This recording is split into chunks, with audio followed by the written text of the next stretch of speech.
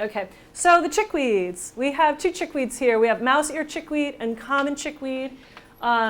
Some people use them as cover crops because they'll just like spread out, and they'll till them in the spring. Oops, wait, I have all my notes on this one over here.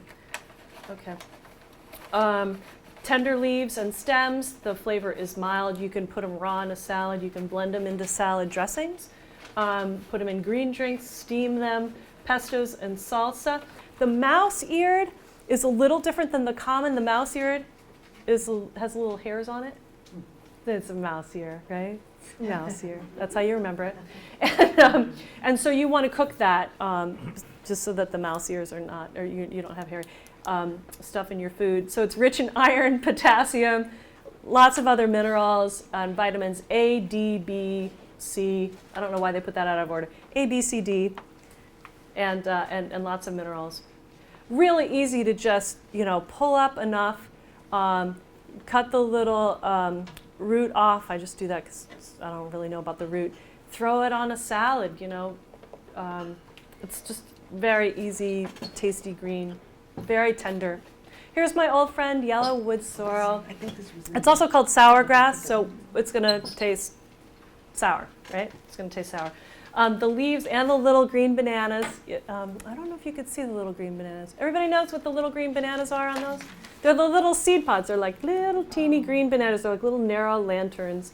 So if you don't want a lot of yellow wood sorrel in your lawn, when you see the yellow bananas, you have to pluck them because pretty soon they're going to go pop and give you lots of weeds all over your yard. It's got kind of a strong flavor. It's a really good sour. Who's tasted it? Yeah, it's pretty strong sour. Yeah?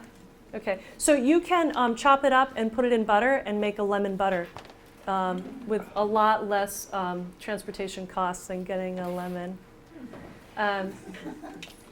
The roots are edible, and they have a taste like a carrot, so you could use them in, just throw a couple into a salad, throw them into some soups and things like that. They're like kind of. I mean, if you get a really big one, they'll be like this, but they're pretty narrow. They're kind of small. So I mean, this is not for like I'm going to have a dinner of yellow wood sorrel roots tonight, unless you're way far out, you have no cell phone coverage, and you're really stuck. But it's just if you're pulling it up, right, you can pull up the whole plant and eat the whole plant. And as I said at the beginning, to be very sure of plant identification of what you're like. We don't have time to do plant identification in this talk, so I'm just giving you the names and the Latin names. And if you know it, and you can start eating it. And if you don't know it, find somebody who'll take you on a weed walk who really knows their weeds and herbs and say, yes, that's what it is. And then commune with that for a little bit so that you really would know it if you saw it again. Not just like, oh yeah, and then next time, was that it? What was it called? What's it do? Really get to know stuff before you start putting it in your mouth. Since you mentioned the oxalic acid and interfere with some medication, do you know of any sources, like a good source where you can look up herbs or weeds? Oh yeah. Medication. There are so there are so many sources, and not a lot of sources are comprehensive, right? So you really have to do your own research. PubMed, if you look up oxalic acid, they'll have some studies on that. PubMed is public medicine. Yeah. Yeah, the plants. Again, I got this from all over the place because some places will tell you the Latin names, others will have a good picture, others will tell you, what kind of glyphosate concentration you need to kill it. You know what I mean? So you really have to, and then another will tell you what the medicinal benefits are, what the vitamins are. So it's really, it's a search. So I would say narrow in on one plant and get to know it. Narrow in. That's at the end of this, I'm going to say, pick 5 or 6 plants, 4 to 6 plants that you want to get to know this year. During this, we've got a life cycle going on, right? We're in the winter time, not a lot of these growing. But if you, took from now through December and picked 4 to 6 weeds that you wanted to get to know, research them, find out about them, eat them, determine what you like about them, throw one out, get another one that you like better. You know, by the end of the year, you'll really know these.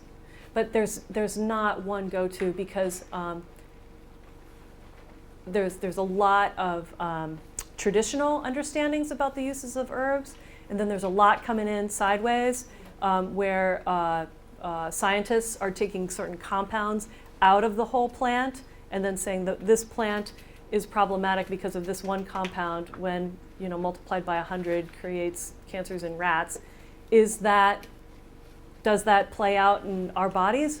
We don't know yet. So there's a lot of work being done right now to bridge traditional herbal medicine and traditional herbal well-being with modern science, and there's not like one go-to that's got it all.